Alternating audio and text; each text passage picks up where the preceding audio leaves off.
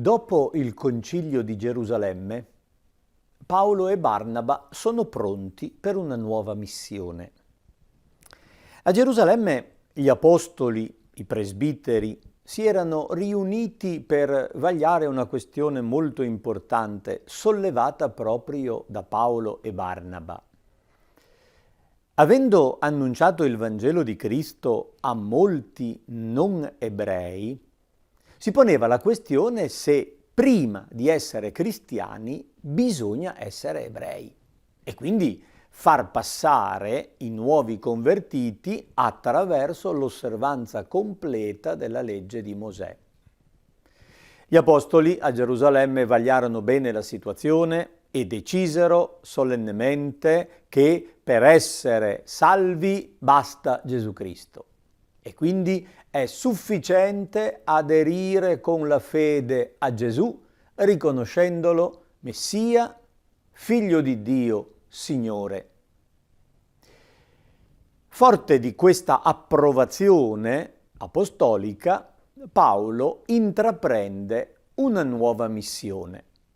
Ma con Barnaba c'è un piccolo screzio. Ricordiamo che durante il primo viaggio gli aveva accompagnati Giovanni detto Marco, l'Evangelista, parente di Barnaba. Ma questo giovane di Gerusalemme, arrivato ad Attaglia, si spaventò e non continuò il viaggio attraversando le montagne del Tauro. Decise di ritornare a Gerusalemme. Quando adesso Barnaba vorrebbe riprendere con sé Marco, Paolo si oppone. Ritiene che, essendosene andato una volta, non va bene per la sua missione. I due hanno un diverbio e decidono di separarsi. Paolo parte con Sila, mentre Barnaba, insieme a Marco, si dirigono a Cipro. Paolo vuole ritornare nel cuore dell'Anatolia, si chiama così quella che oggi abitualmente viene definita Turchia. Lì Luca, il narratore degli Atti, ha presentato la nascita di alcune comunità cristiane nelle città di Antiochia di Pisidia, Iconio, Listra, Derbe. Paolo vuole visitare proprio quelle comunità dove qualche anno prima ha annunciato il Vangelo e vuole continuare l'opera di formazione. Passa da Tarso, sua città natale. La partenza è sempre da Antiochia, perché è la chiesa madre di Paolo.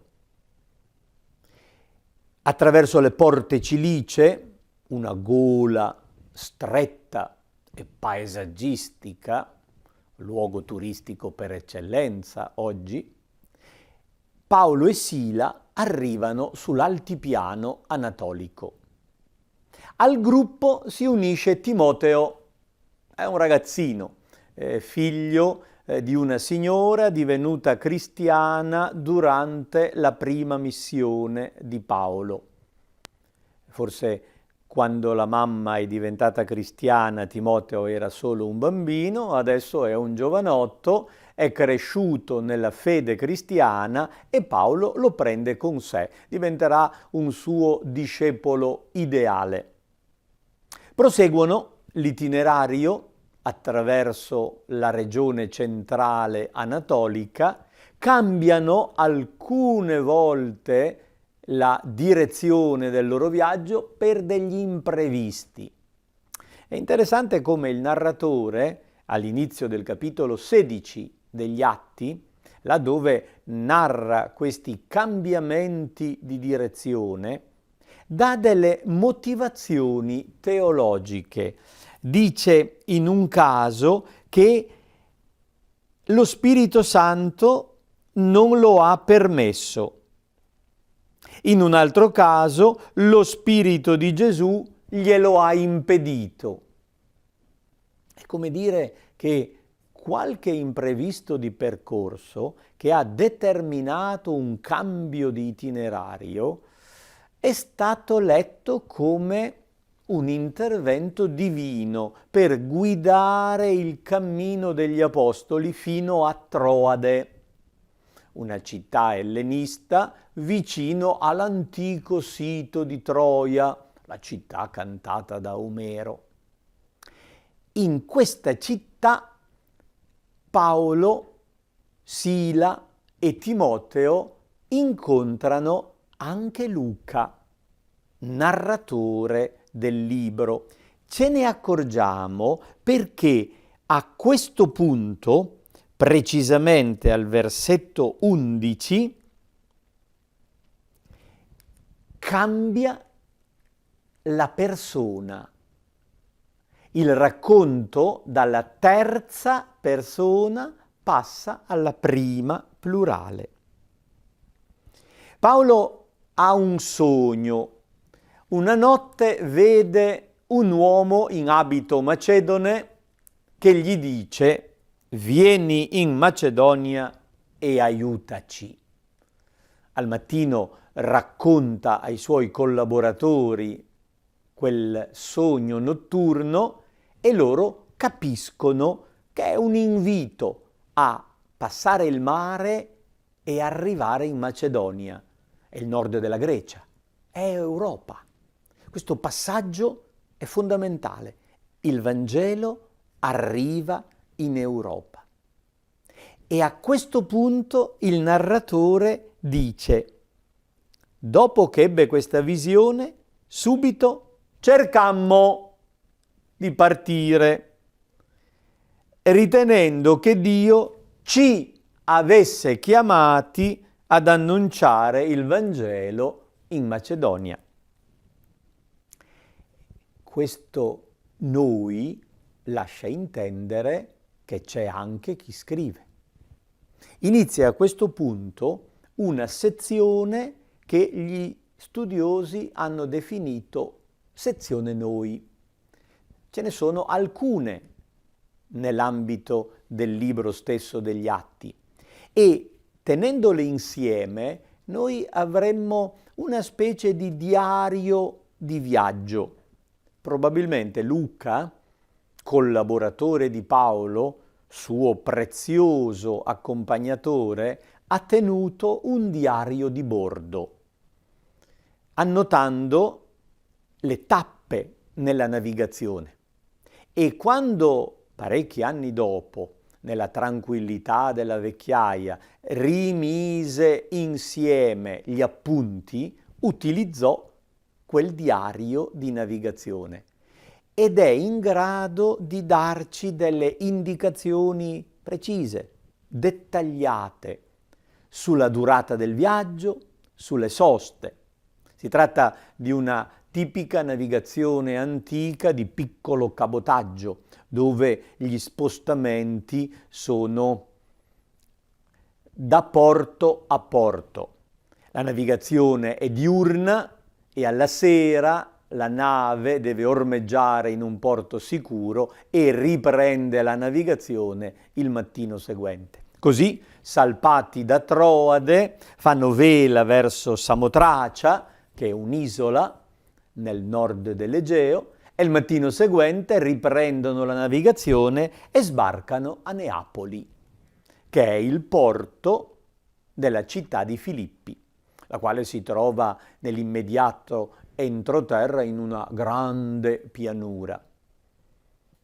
Arrivati a Filippi, i 4 predicatori si trovano di fronte ad una grande città ellenistica romana, abitata soprattutto da stranieri, con una piccolissima presenza di ebrei. A Filippi non c'è sinagoga. Paolo era abituato a iniziare sempre la sua predicazione dalla sinagoga, perché in quel modo ha la possibilità di annunciare agli ebrei la venuta del Cristo. Dove non c'era sinagoga, gli ebrei avevano l'abitudine di riunirsi per la preghiera del sabato vicino all'acqua, o un fiume, o la riva del mare, o una sorgente, una fontana. Così Paolo e i suoi colleghi, saputo dov'è il luogo del raduno per il sabato, vi si recano e trovano solo donne. Le regole antiche per la preghiera sinagogale del sabato prevedevano la necessità di almeno 10 uomini adulti e maschi. Se non si ha quel minimo, non si può fare la preghiera ufficiale del sabato. C'erano solo donne e quindi non si poteva fare. Sono arrivati 4 uomini, ma sono solo 4. Paolo non lascia perdere perché ci sono solo delle donne, ma si impegna ugualmente nella predicazione e nell'annuncio del Vangelo con quell'uditorio femminile. E in mezzo a quelle persone c'è una signora di nome Lidia. Viene dall'entroterra di Efeso, la città di Tiatira. È una commerciante di porpora, probabilmente una industriale del tessile, intraprendente, che ha aperto un emporio anche nella ricca e vivace città di Filippi.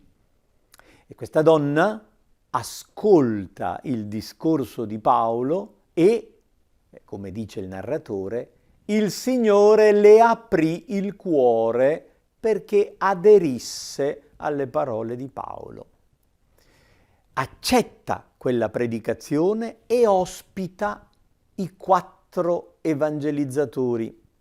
Luca, con una fine ironia, commenta: insistette e ci costrinse ad accettare. Probabilmente sono stati molto contenti dell'ospitalità perché non avevano un alloggio, avranno dormito sotto i ponti forse, e quindi essere ospiti nella villa di questa signora è stato un notevole vantaggio. La casa della signora Lidia diventa una domus ecclesiae, diventa la casa della Chiesa. In quell'ambiente si riuniscono le persone credenti. Lei chiede il battesimo insieme alla famiglia. Non vengono nominati mariti e figli, forse ci sono, o forse sono gli insieme dei famuli, cioè dei dipendenti.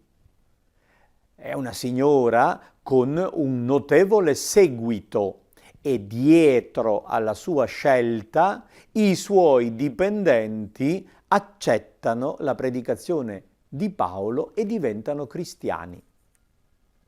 Partendo da quella sede, Paolo comincia la sua attività di predicazione e compie un gesto di liberazione nei confronti di una ragazza schiava che veniva sfruttata perché aveva uno spirito che sapeva predire il futuro. Noi potremmo dire aveva dei poteri paranormali. Il narratore precisa che è dominata da uno spirito demoniaco che le conferisce questi poteri paranormali. Essendo una ragazza schiava, i padroni la sfruttavano. Lei aveva la capacità di leggere la mano, di fare l'oroscopo, di prevedere il futuro e i soldi guadagnati andavano nelle casse dei padroni. Quando questa ragazza vede passare Paolo e gli altri, li identifica come predicatori del vero Dio.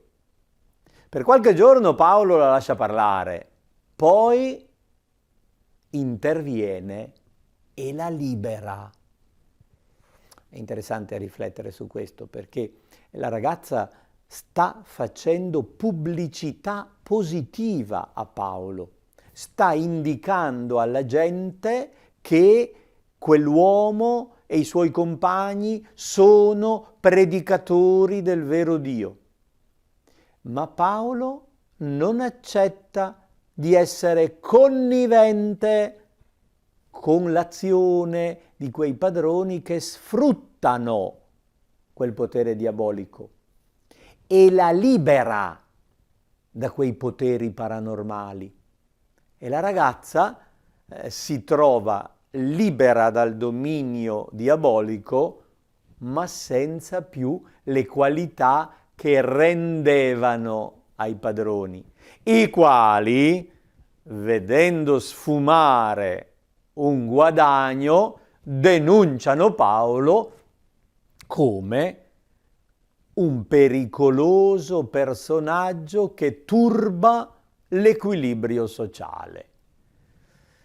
La città è prevalentemente abitata da romani, i padroni dovevano essere romani e l'autorità imperiale, senza troppo discutere, arresta Paolo e Sila, i soldati li trattano male, li bastonano e li buttano malamente nella cella più profonda del carcere.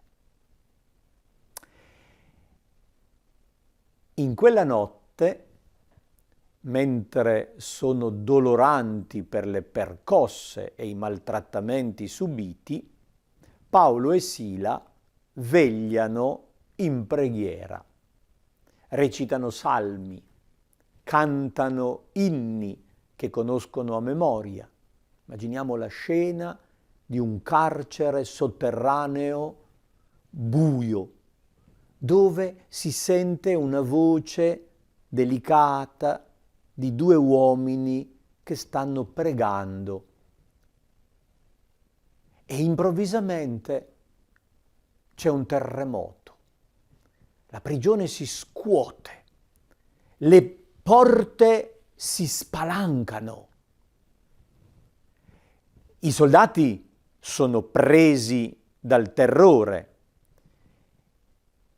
Il guardiano della prigione, il responsabile delle carceri, teme che in quel trambusto i prigionieri siano scappati. Accende una torcia, entra per vedere e Paolo lo frena perché non si faccia del male, garantendo siamo tutti qui. Quell'uomo resta colpito, meravigliato davanti alla serenità di Paolo e alla sua sicurezza. Si inginocchia davanti a lui e gli chiede che cosa deve fare per essere salvato. E Paolo coglie quell'occasione che sembrava decisamente negativa per sé e la fa diventare una occasione buona per l'annuncio evangelico.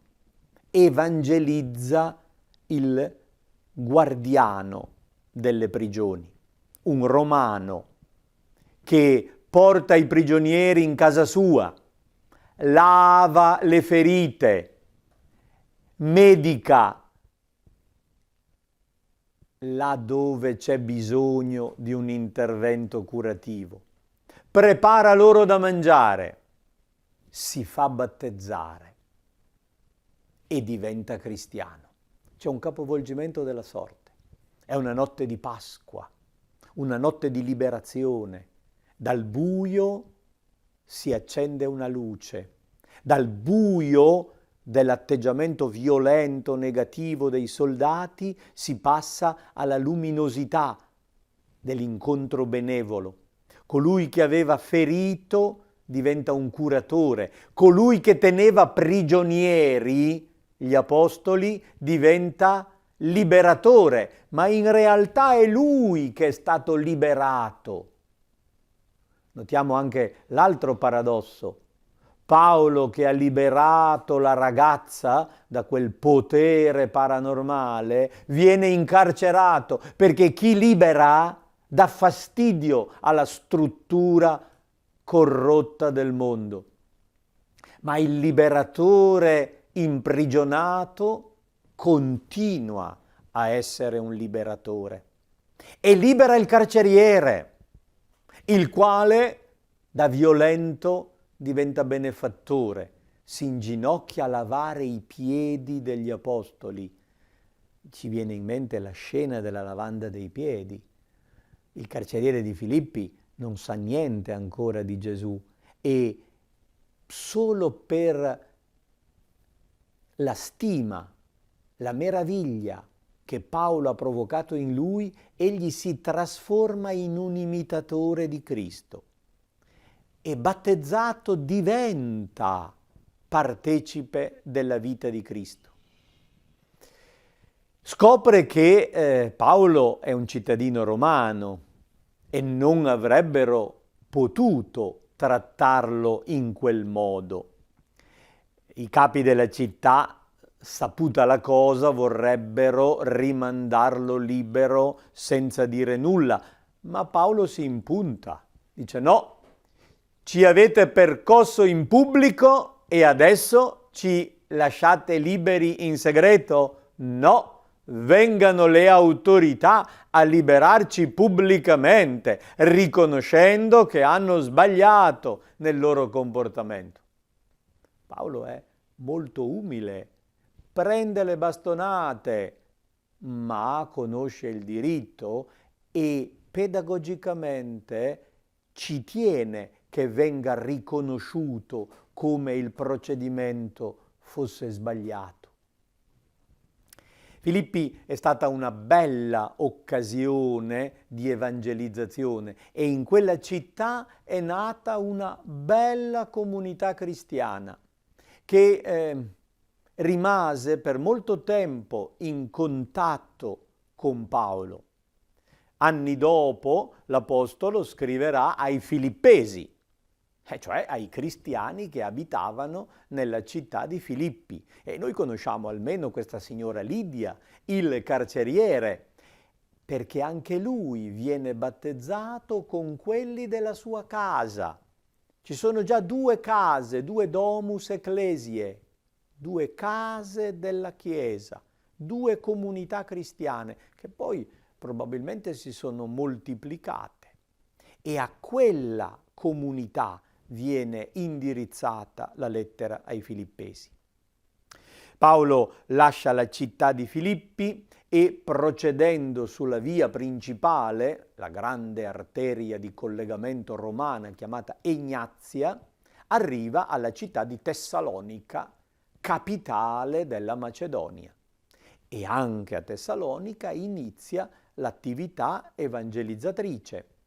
Comincia dalla sinagoga, ha difficoltà, deve anche in questo caso affrontare opposizioni e persecuzioni. Non viene arrestato lui perché non è trovato in casa, ma viene arrestato colui che gli dava alloggio, si chiama Giasone, e viene rilasciato sotto cauzione. Come dire, se consegna Paolo potrà riavere indietro i soldi che ha dovuto versare come cauzione. Preferisce rimetterci quei soldi e fa scappare Paolo. Paolo abbandona velocemente Tessalonica e non vi tornerà più perché su di lui c'era una taglia e quindi diventava pericoloso ritornare a Tessalonica. Si sposta a Berea e poi decide di scendere verso il sud. Luca si ferma a Filippi. Come lo sappiamo? A un certo punto il racconto torna in terza persona. Anziché dire noi partimmo, dice essi partirono. Vuol dire che il viaggio è continuato da Paolo, Sila e Timoteo. Luca si ferma a Filippi. Timoteo e Sila si fermano a Tessalonica e a Berea.